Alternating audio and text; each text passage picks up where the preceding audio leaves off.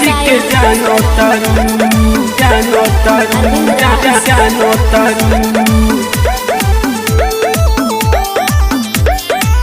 भौजी कावाना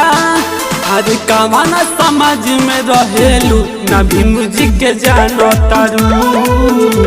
ना भीम जी के जानो तारू जे कदी हल शुद्ध पानी पिया तारू ना भीम जी के जानो तारू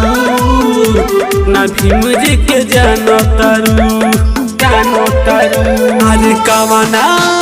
हर कावाना समाज में रहेलू ना भीम जी के जानो तारू ना भीम जी के जानो तारू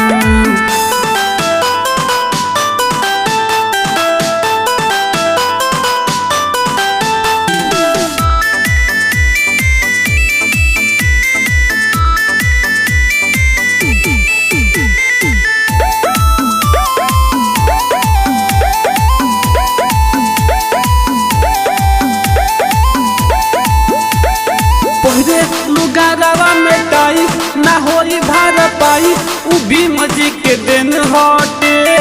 जन में सजरत आई आगे भी जरी शिक्षा के ललटेन बाटे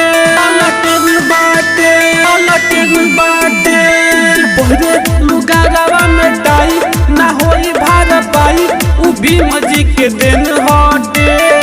जन में सजरत आई आगे भी जरी शिक्षा के ललटेन बाटे ना किताब में कबो तू पढ़तारू ना भीम जी के जानो तारू ना भीम जी के जानो तारू जे कदी हम शुद्ध पानी पियतारू ना भीम जी के जानो तारू ना भीम जी के जानो तारू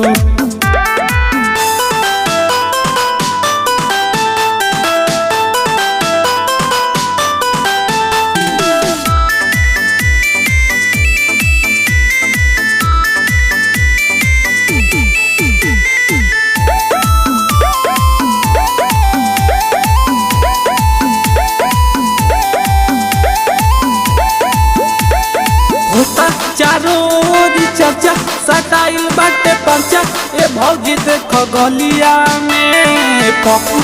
गौतम संगे घुमा दी चलो बलिया में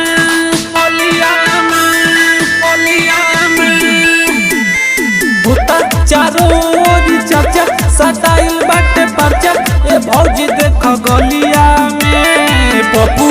नरसिंह संगे घुमा दी चलो बलिया नहीं अजय से कब कहतारू ना भीम जी के जानो तारू ना भीम जी के जानो तारू भौजी कावाना समाज में रहतारू ना भीम जी के जानो तारू ना भीम जी के जानो तारू।